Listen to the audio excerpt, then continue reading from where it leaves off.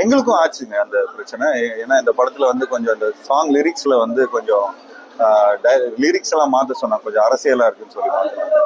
So பராசக்திக்கும் சரி ஜனநாயகனுக்கும் சரி எல்லா தரப்புல வந்து ஒரு இந்த சென்சாருங்கிறது கொஞ்சம் ஸ்ட்ரிக்டா இருக்காங்க. இது நான் தடவை நான் வந்து இது ஃபேஸ் பண்ணல. ஜிப்சின்னு ஒரு படம் பண்ணும்போது கிட்டத்தட்ட 48 கட்டு அதுல கொடுத்துருந்தாங்க. விஷுவலா கூட அந்த பிளாக் அண்ட் ஒயிட்டாலாம் மாத்திருந்தாங்க. ஸோ அது அந்த அந்த ஒரு ரூல்ஸா ஒரு ஃபாலோ பண்ண வேண்டியதா இருக்கு.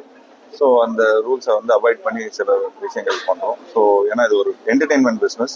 ஸோ என்டர்டெயின்மெண்ட் பிஸ்னஸ்ல நிறைய பேர் இந்த படத்தை பார்க்கணும், குழந்தைங்கள்லாம் இந்த படத்தை பார்க்கணும் அப்படின்னு சொல்லி அதே ஒரு ஒரு மனப்பான்மையில தான் சென்சார் வந்து பண்றாங்க.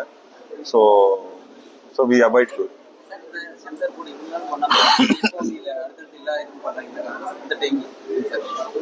ஜிப்சிக்கே பண்ணாங்க. ஜிப்சி வந்து 4-5 வருஷமா பண்ணிருக்காங்க.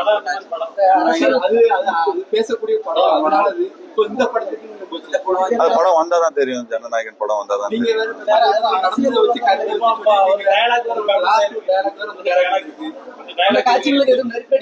இது அப்படிலாம் ஒண்ணு சும்மா எல்லாருக்கும் தெரியும். அது ஒரு என்டர்டெயின்மெண்ட் பிசினஸ். அது அந்த ஒரு அதுதானே இப்போ இன்னைக்கு ட்ரெண்டிங்கிற ஒரு விஷயம் வந்து அதுக்கேற்ற மாதிரி தானே எல்லாம் பண்ணிட்டு இருக்கணும். ஸோ அது டைரக்டர் கிட்ட கேட்க வேண்டிய கேள்வி அது. அவர் தான் இந்த நேரத்தில் இந்த மாதிரி டைலாக் ஒன்று போட்டா கொஞ்சம் நல்லா இருக்கும் அப்படிங்கிற மாதிரி சொன்னாரு. ஏன் கரெக்ட் தானே. ஸோ நானும் கொஞ்சம் வெளியே அதை பேசிட்டேன். பட் அதுக்கு ஒரு பெரிய ரெஸ்பான்ஸும் கிடைச்சது மக்கள் மத்தியில். அண்ட் மற்றபடி யாரையும் ஹர்ட் பண்றதோ புண்படுத்துறதுக்கோ எதுவும் பியூர்லி என்டர்டெயின்மெண்ட் தான்.